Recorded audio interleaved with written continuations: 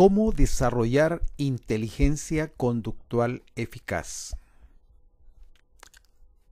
Vamos a hablar del programa VChess, el ajedrez conductual. Soy José Alberto Santos, creador del Cambio y el programa VChess. El Dr. Covey sostiene que si queremos aportar algo nuevo, debemos prepararnos de una manera totalmente nueva. Bien, esta es una idea que he venido desarrollando desde hace 20 años. VChess, el juego de las inteligencias. Y creo que ha llegado el momento para que esta idea sea descubierta, cobre vida y cree posibilidades en quienes andan en la busca de soluciones. Retar la preocupación es una tarea diaria. Los seres humanos, a través de nuestras decisiones diarias, las que, según los expertos, tomamos por miles diariamente, abren o cierran posibilidades frente a nuestras circunstancias diarias. Esto nos lleva a pensar que administrar nuestra vida tiene que ver con un triángulo, el triángulo vital del Cambio, que está formado por 3 componentes: tiempo, circunstancias y decisiones. Al igual que en un partido de ajedrez, el tiempo es un factor importante. El ajedrecista tiene 2 horas para hacer 40 movimientos. Si se tarda más de 2 horas, pierde la partida. Administrar el tiempo de manera eficiente es importante durante la partida. Pero también el tablero representa, junto con las piezas, las circunstancias de la vida, la posición frente a la vida, los recursos que tenemos para alcanzar las soluciones que andamos buscando. Y con cada movimiento, el jugador toma una decisión. Una decisión que la escribe en su libreta, una decisión que puede ser dudosa, puede ser buena, puede ser mala o puede ser brillante. Tenemos aquí en este tablero 2 cerebros, uno frente al otro, tomando decisiones frente a las circunstancias determinadas por el tablero, dentro de espacios de tiempo que limitan, condicionan la toma de decisiones. Tomar decisiones correctas en el momento del máximo impacto, eso es VChess. Eso es aprender a jugar de manera eficaz el ajedrez conductual. Si tú aprendes a resolver las circunstancias que la vida te plantea, a través de VChess desarrollarás el arte de resolver la adversidad. De ahí entonces que te preguntas, ¿y qué es el ajedrez? El ajedrez es un juego practicado desde hace cientos de años, miles de años. Probablemente nació en la India. Es un juego de estrategia que simula la guerra, una batalla, en el que hay 2 ejércitos, las blancas y las negras, las que pelean dentro de un espacio que le vamos a llamar el tablero, formado por 64 escaques o casillas. Ese partido de ajedrez, esa batalla de ideas entre las blancas y las negras, sigue etapas, 3 etapas importantes: la apertura, el juego medio y el final. Y el objetivo de la partida es, para las blancas, derrotar al rey adversario, llevarlo a la condición de jaque mate o abandono. Para las negras el objetivo es el mismo. Y para alcanzar ese objetivo dispone cada uno de los bandos de un conjunto de piezas. La más fuerte del tablero, que es la reina. Luego, siguiendo en poder, las torres. Luego, teniendo un poder similar, los caballos y los alfiles. Y finalmente, las piezas más débiles del tablero, los peones o soldados. Cada una de esas piezas se mueve de una manera particular. Y durante la partida, esas decisiones que el jugador toma y que representan a cada movimiento, lo acercan o alejan de la posibilidad de vencer a su adversario. Es tan importante este juego que se le llama el juego ciencia. Y existen más libros de ajedrez que de todos los deportes juntos.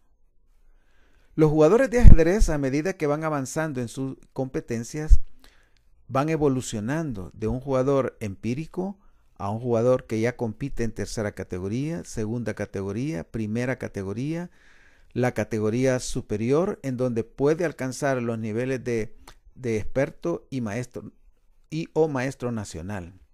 Pero luego, al salir a competir en otros torneos más importantes, a medida que va obteniendo resultados positivos, va mejorando lo que se llama su puntaje ELO, que es el puntaje de efectividad del jugador.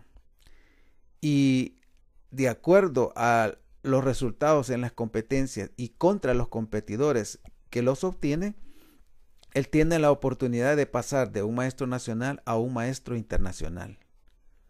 Y luego, más arriba, un gran maestro. Y aún en el top de lo que es el juego del ajedrez, los super gran maestros, que son aquellas celebridades en el ajedrez que han alcanzado los niveles y los resultados más altos en la competencia. El ajedrez se enseña desde los 5 años. Cuando conocemos las historias de los grandes maestros del ajedrez, de los campeones mundiales del ajedrez, vemos que muchos de ellos aprendieron a jugar a los 5 años de edad. Ahora, ¿qué sucede cuando los niños aprenden ajedrez temprano? Desarrollan ciertas competencias importantes como son atención, concentración, habilidades de aprendizaje, memoria, relaciones sociales, organización mental, comprensión lectora, deseo de superación, lógica y sentido común, organización, planificación, crecimiento personal, el fomento de valores, el aprendizaje del fracaso y de la victoria. Todas estas condiciones que se adquieren a través de la dinámica del juego de ajedrez hacen de este un recurso muy importante en la formación del desarrollo cognitivo, socioemocional, en el desarrollo y la competitividad personal. ¿Qué relación tiene el ajedrez con la vida?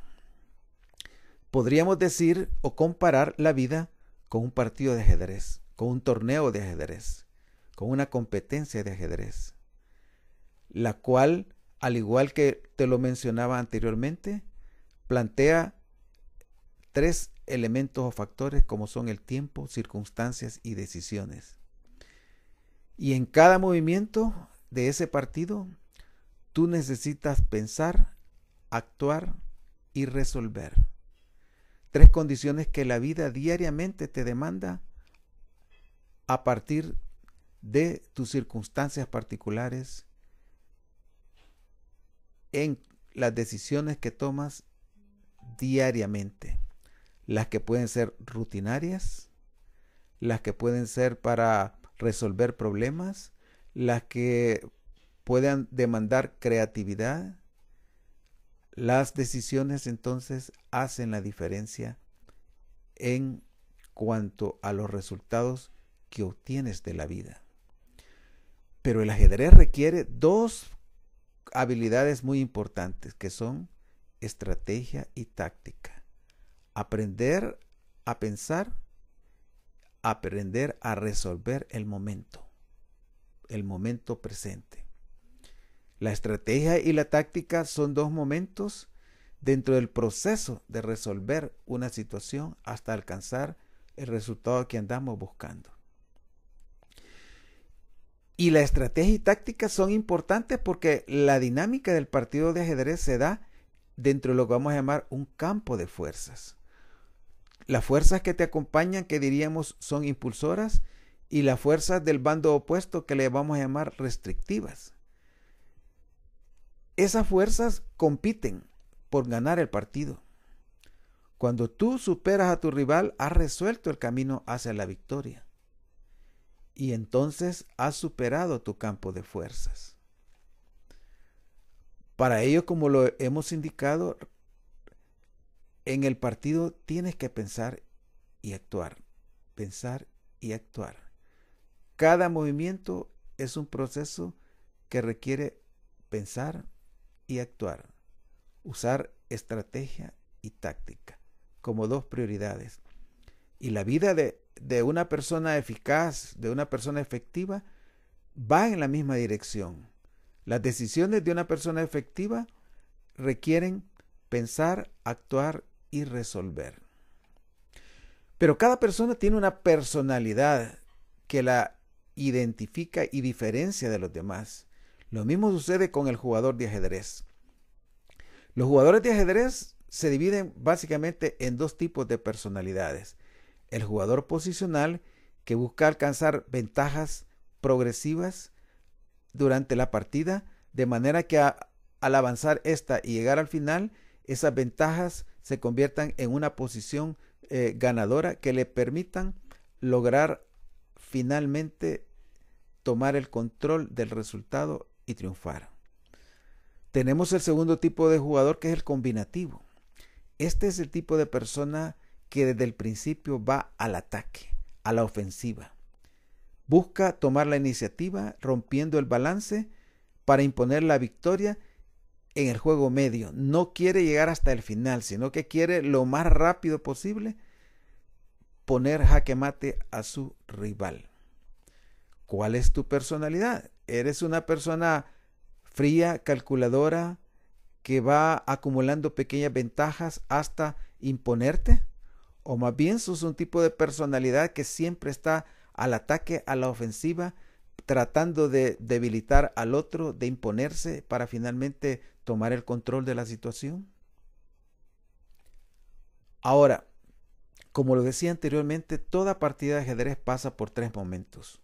La apertura, que está representada por los 10 primeros movimientos, el juego medio y el final. Un jugador experto conoce la teoría de las aperturas. Mientras era estudiante universitario y un jugador activo de ajedrez, recuerdo el libro de Ludek Paxman, un gran maestro checo, sobre la apertura. Él había escrito 3 tomos sobre la teoría de las aperturas. Imagínate tener que aprenderte 3 tomos para entender los 10 primeros movimientos de la partida de ajedrez. Y eso es vital para el jugador que desde el principio quiere desarrollar una posición sólida en el tablero.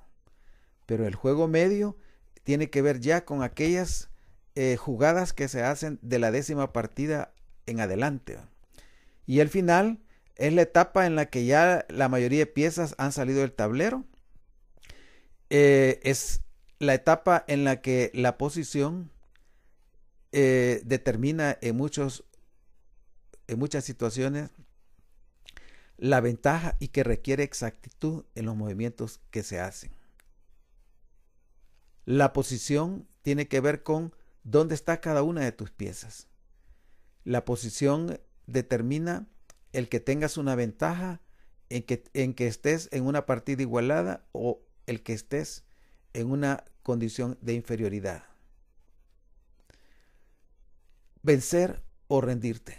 Son las dos opciones que la partida te plantea. Sin embargo, hay una tercera intermedia, que es el tablas, el empate. Y el tablas o empate te está diciendo que ninguno de los dos ha ganado. ¿Qué tan importante es un empate? Por ejemplo, depende de quién es tu rival. Siendo un jugador de ajedrez, jugando en el campeonato nacional de mi país, me tocó enfrentar al campeón nacional. Y en esa ocasión yo era el novato del año.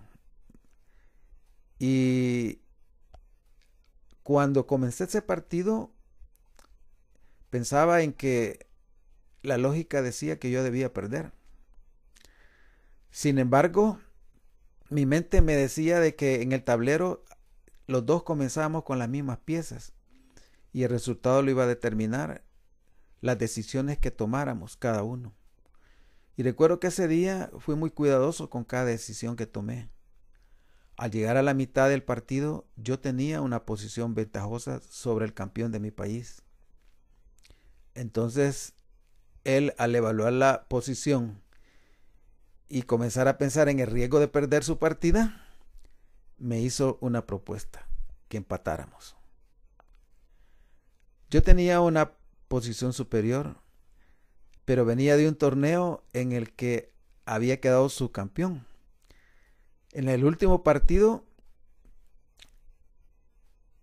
en donde yo tenía también una posición ventajosa, me descuidé y mi rival, que tenía mucha más experiencia que yo,